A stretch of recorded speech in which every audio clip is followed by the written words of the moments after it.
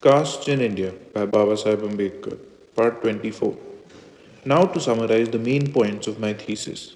In my opinion, there have been several mistakes committed by the students of castes which have misled them in their investigations. European students have unduly emphasized the role of color in the caste system. Themselves impregnated by color prejudices, they very readily imagined it to be the chief factor in the caste problem. But nothing can be farther from the truth, and Dr. Ketkar is correct when he insists that all the princes, whether they belong to the so called Aryan race or the so called Dravidian race, were Aryas. Whether a tribe or a family was racially Aryan or Dravidian was a question which never troubled the people of India until foreign scholars came in and began to draw the line. The color of the skin had long ceased to be a matter of importance. Again, they have mistaken mere descriptions for explanation and fought over them as though they were theories of origin. There are occupational, religious, etc. castes, it is true, but it is by no means an explanation of the origin of caste. We have yet to find out why occupational groups are castes, but this question has never ever been raised. Lastly, they have taken caste very lightly as though a breath had made it. On the contrary, caste, as I have explained it, is almost impossible to be sustained, for the difficulties that it involves are tremendous.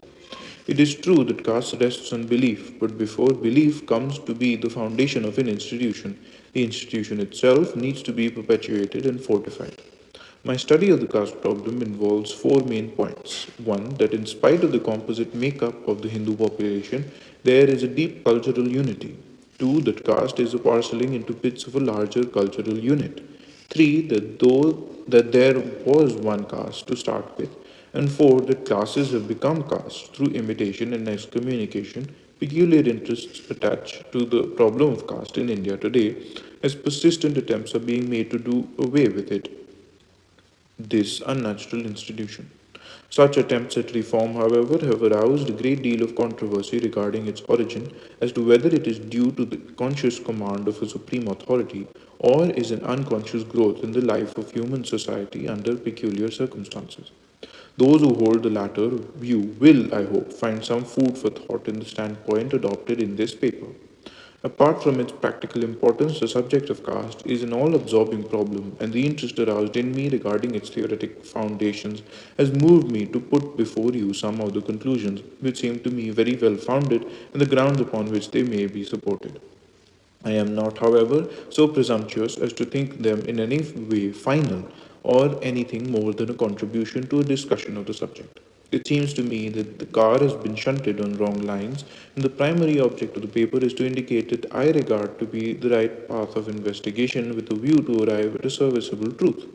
We must, however, guard against approaching the subject with a bias. Sentiment must be outlawed from the domain of science, and things should be judged from an objective standpoint. For myself, I shall find as much pleasure in a positive destruction of my own ideology as in a rational disagreement on a topic, which, notwithstanding many learned disquisitions, is likely to remain controversial forever. To conclude, while I am ambitious to advance the theory of caste, if it can be shown to be untenable, I shall be equally willing to give it up. The end.